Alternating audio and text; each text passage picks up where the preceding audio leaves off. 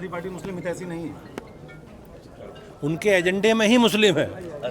बाराबंकी के कुरौली स्थित एक निजी लॉन में कारगिल विजय दिवस की 26वीं वर्षगांठ पर संगोष्ठी का आयोजन हुआ। इस कार्यक्रम में मुख्य अतिथि के रूप में भाजपा प्रदेश अध्यक्ष भूपेंद्र सिंह चौधरी पहुंचे। उन्होंने अपने संबोधन में कहा कि कारगिल विजय दिवस सिर्फ एक सैन्य जीत नहीं है, यह भारत के स्वाभिमान, शौर्य और सत्य की विजय का प्रतीक है। कथावाचक अनुरुद्धाचार्य से नाराज बीजेपी के प्रदेश अध्यक्ष भूपेंद्र चौधरी, मुस्लिमों को लेकर सपा एजेंडे पर ऐसा बयान अखिलेश हो जाएंगे हैरान। आइए सुनाते हैं भूपेंद्र चौधरी का यह बयान।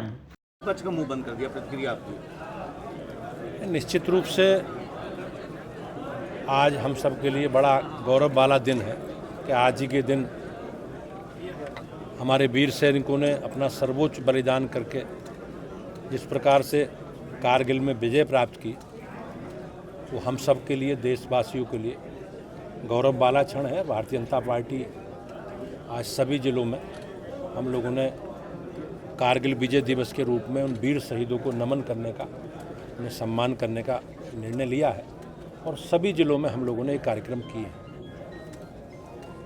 अग्निवीरों के विषय में लोगों ने भ्रम फैलाने का काम किया, लेकिन सरकार ने अग्निवीरों के बेहतर भविष्य की चिंता सभी सरकारों ने की है और माननीय मुख्यमंत्री जी ने निर्णय लिया है पुलिस में 20% भर्ती का उनके आरक्षण के लिए। वो निश्चित रूप से ऐतिहासिक है और जो विपक्ष ने नेगेटिव एजेंडा चलाने का काम किया उसका एक मुंहतोड़ जवाब। उत्तर प्रदेश आज एक पीडीए अमेठी में पीडीए का एक उन्होंने पीडीए पाठशाला सपा ने शुरू किया है।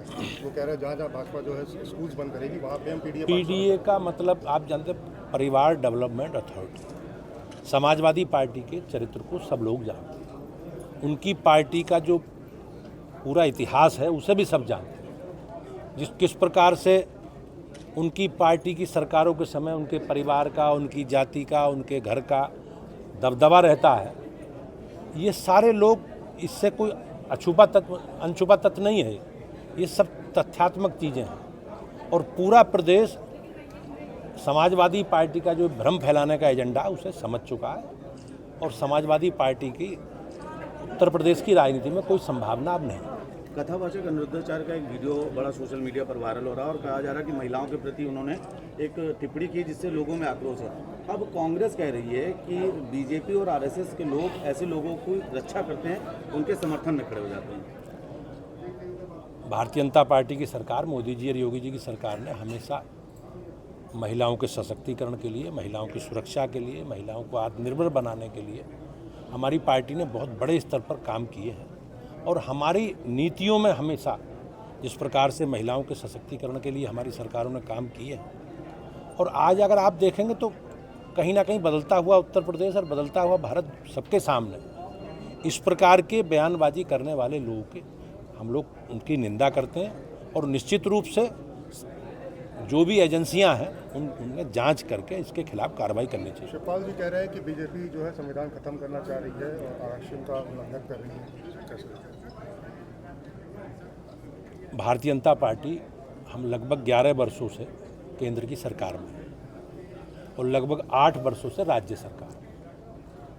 आज संविधान खत्म करने वाले, संविधान को सबसे ज़्यादा कलंकित करने वाले, संविधान के प्रस्तावना में परिवर्तन करने वाले लोग ही संविधान को खतरे में डालने का एजेंडा चला रहे हैं। वो ये जवाब कांग्रेस को देना चाहिए कि इमरजेंसी के समय उन्होंने किस प्रकार से संविधान को समाप्त करने का, नष्ट करने का काम किया था। ये कांग्रेस इसका जवाब दे। एक अंतिम सवाल ये है कि जहां एक तरफ समाजवादी पार्टी लगातार आरक्षण के लिए बीजेपी को घेरती है, वहीं आज समाजवादी पार्टी के सांसद अम्बेडकर नगर से बाराबंकी पहुंचे थे।